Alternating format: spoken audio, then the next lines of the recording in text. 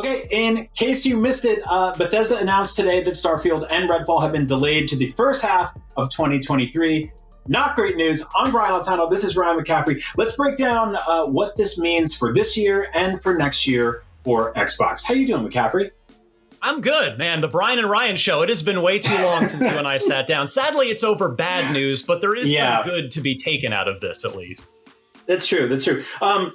Now, obviously, they had originally committed to the 11/11/22 date. I love that. It was catchy. That's not happening. So that was part of the whole sort of big Bethesda buyout. We saw Starfield was probably one of the most anticipated games of the year, one of the biggest games of the year, definitely one of the most ambitious games of the year. Fallout in space, as the shorthand goes for it. But not surprising that it's getting moved like almost every giant game has during this pandemic era of gaming.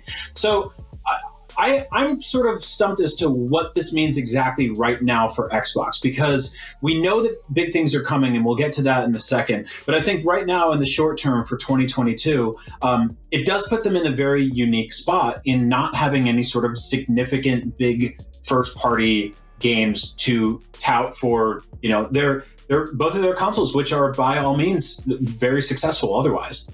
Yeah, highest revenue console platform of Q1 2021. They've got a lot of momentum on the hardware side. On the platform side, of course, Game Pass continues to get bigger and bigger. But you're right. Like, for all the momentum that they had from last year with Halo, with Forza Horizon, with Psychonauts 2, with a number of other third-party exclusives as well, things were really looking up. And unfortunately, just the way the development cookie crumbles, 2022 is suddenly looking pretty bleak as far as Xbox exclusives goes. So what we've had so far, because Sony's had a tremendous year already, and that's we don't even have God of War Ragnarok yet. So they got that to look forward to on the PlayStation side. But on Xbox, we had Crossfire X, which was a disappointment. We had the best game of the year so far for Xbox exclusive-wise, the game behind me, Tunic, which I reviewed, gave a 9. No regrets. The game's amazing. Brian Altano, it is definitely a Brian Altano kind of game. If you haven't played it yet, you've got to play it. Playing it on Xbox and restarted it on Steam Deck too. Yeah, it's fun. Nice. Oh yeah, good Steam Deck game too. Shredders, a snowboarding game. So that's an exclusive most people probably weren't even aware of. That was definitely a smaller time game. And then there is one we should be able to mark like in pen, not in pencil. And that's Deathloop, which we already know is a 10 out of 10 video game. The 1-year exclusivity on PlayStation will expire in September of this year. So presumably we will get that. I don't know if they'll be able to talk about it at the showcase next month, the Xbox showcase, because who knows what the terms of that deal are with Sony. But we should be seeing that this fall, I think, on Xbox.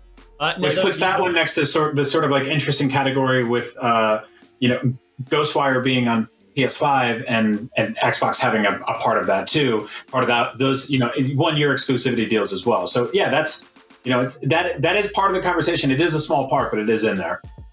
And then the rest of 2022 for now. Now, Altano, recognize that the showcase in 1 month from today, June 12th. It's May 12th as we shoot this. I'm sure we'll get some 2022 release dates. And I'm going to talk about a couple that I think are somewhat likely. But here's what's currently on the schedule. Only one of the games I'm about to list for you has an actual specific day that's on the calendar. And that is Warhammer 40,000 Darktide. That is a third-party Xbox exclusive scheduled for September 13th of this year. Also on the calendar, again, all third-party stuff at the moment. Scorn, which is the long-delayed, just first-person, disgusting horror game, very H.R. Geiger-esque, that looks like it'll be pretty good. That's scheduled for October, but no date yet. And then games without even any months, but they're just still for now, 2022. Some really cool stuff here. Somerville, which is from the ex-Limbo and Inside developers. That game looks phenomenal. And then you've got Replaced, another indie exclusive, but that was a big standout from the showcase last year at E3 2021. That's that side-scrolling pixel art steampunk game that looked fantastic. That grabbed a lot of attention last year. That is, as far as we know, penciled in for 2022 on Xbox. And then another one, which I have major doubts about because we've heard literally zero about it since its announcement. The announcement did millions of views on IGN. That was Ark 2. Right. Remember, that was the trailer. That's the Ark sequel that had Vin Diesel in the trailer. So my brain had completely forgotten about that until you reminded me of it this morning, by the way. I just, Well, me too. I had to do my research and I was like, yeah, that was okay. That's still 2022. Yeah, probably not. But unless, who knows? Maybe we'll get a pleasant surprise at the Xbox showcase for that one. And then Halo Infinite's already out, but we'll have season 3 of that game for the multiplayer, free-to-play multiplayer, starting in November. So that's, that'll be new maps, new modes, some stuff to look forward to there. So that's it, Brian. We can talk about some maybes on the first-party side for 2022. Well, that's the thing. What's interesting about Xbox right now is that they do own a ton of studios. They do have a bunch of irons in the fire, as they say. But it does feel like a bunch of them got moved for this year, and that's just sort of bad coincidence. It could be just an overall perfect storm happening here. But yeah, there are some question marks of stuff that we know is in the works. But I would be surprised if some of these games came out this year. But who knows? They're worth mentioning, right? So there's Hellblade 2. Yeah, that, because we've seen that a couple times. We got a 6-minute gameplay trailer for that at the Game Awards back in December, so 6 months ago now. And that one we know is Unreal Engine 5, and Unreal Engine 5 is finished and shipped to developers. So I feel like of the first-party titles that are in the hopper for Microsoft, Hellblade 2 has at least maybe a 50-50, a coin flips chance of coming out this year. And maybe that's the plan, right? Maybe, because of course Microsoft knows these games could all delay, including Starfield. Todd Howard, sadly, unsuccessful in calling his shot, Babe Ruth style, last year, saying 11/11/22. But that's all right. I mean, we want Starfield to be the best game it can be. I'll wait as long as it takes. Agreed. So, maybe Hellblade 2. What was it? Two or 3 weeks ago, actually, the Xbox UK account tweeted out, 200 days until Starfield. Can you believe it? Yeah, whoops.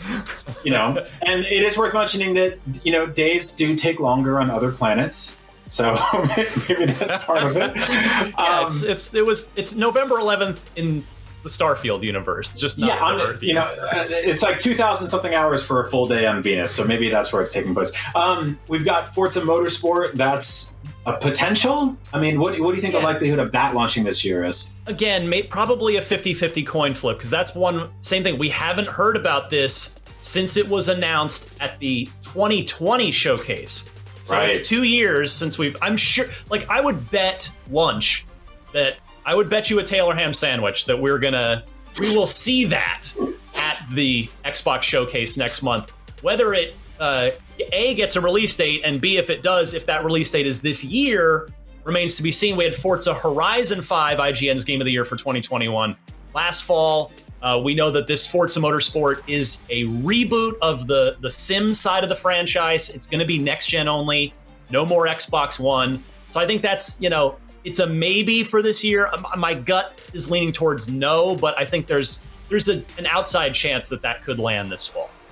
We've also got the Indiana Jones game from Machine Games, which we got a brief glimpse of. It was kind of that overhead death shot of the map and stuff like that. My gut on this one is that this will get timed closer to the movie release, whenever that is happening. That new Indiana Jones 5 or whatever feels like that's been being worked on for ages now. But never say never. I do hope we see something about that in the showcase, because I don't know, it just sounds awesome. I love Indiana Jones.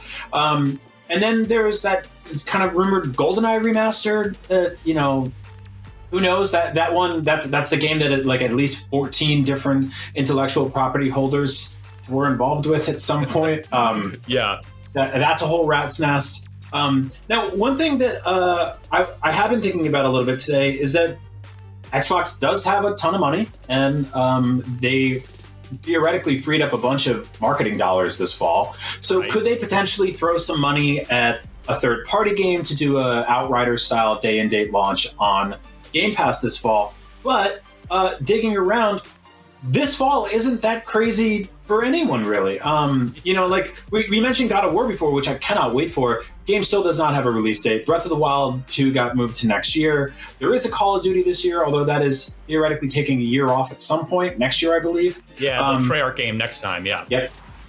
So in terms of big games this fall, we've got Gotham Knights, which we got a sort of 13-minute extended demo of this week.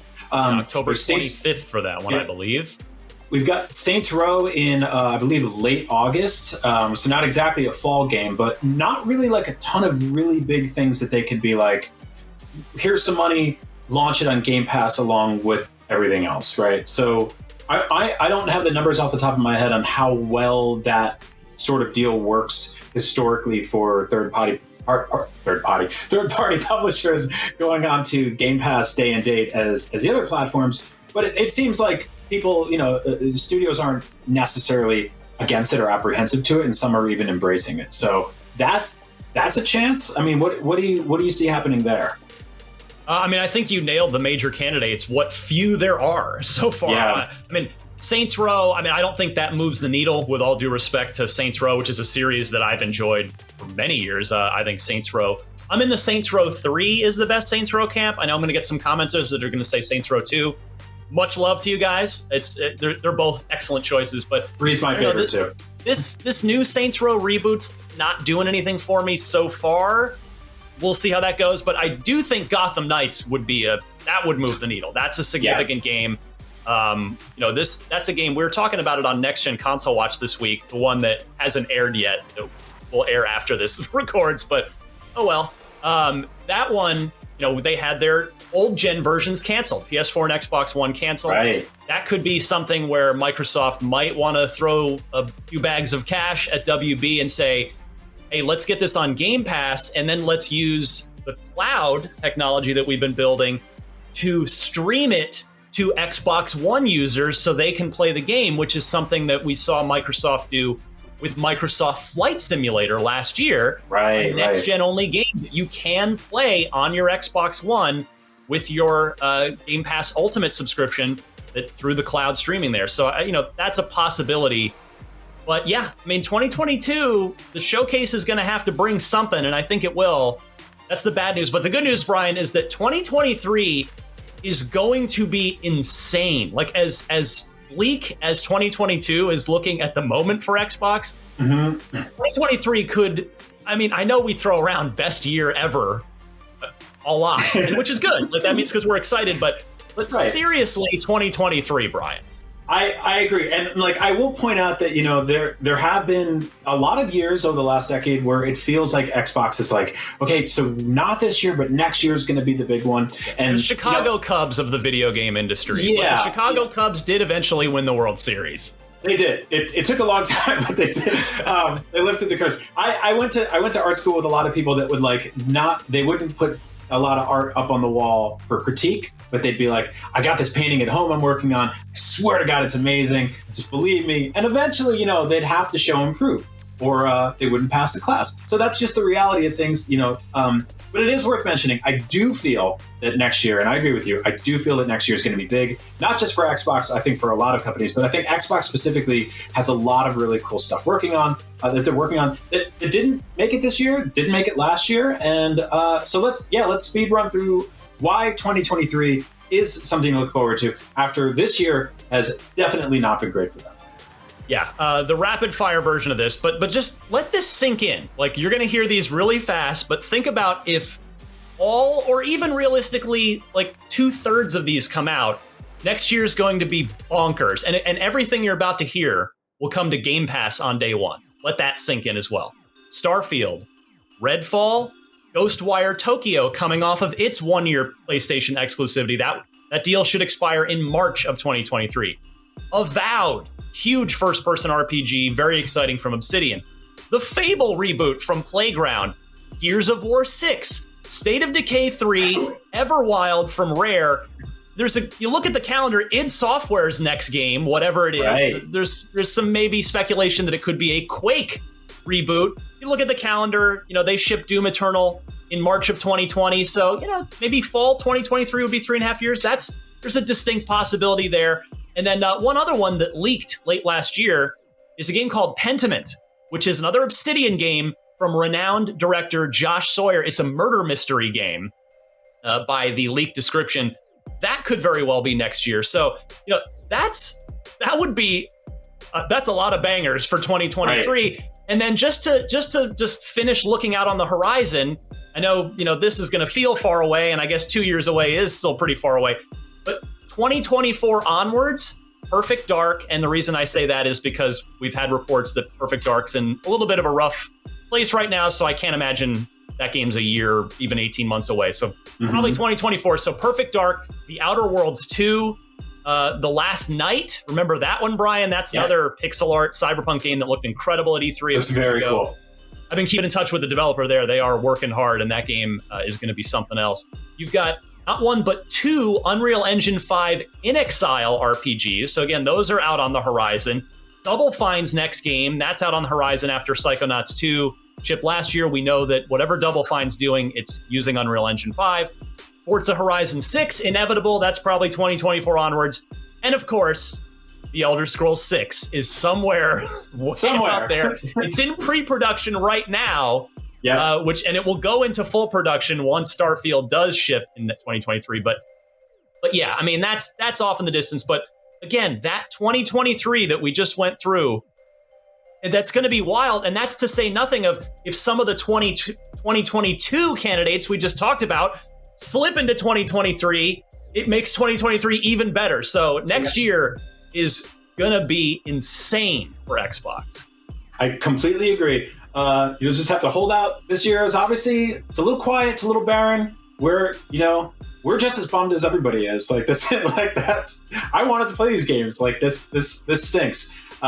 Just like I wanted to play Breath of the Wild and everything else that got moved. But it is what it is. It's the nature of the pandemic and a million other moving parts happening. Games are bigger than ever. But Ryan, thank you so much for helping me break this stuff down today. Folks, remember the Xbox Bethesda Showcase is on June 12th. So we will definitely see something there. They're doing a show, so they'll have something to show us. Whether or not it's stuff we'll be able to play this year, we don't know yet. But there will be games. And we will be covering every game this year. Not only the ones that release, but the ones that don't release and get delayed forever. So remember, for all things video games, you're already in the right place, and that's IGN. And thank you so much for watching.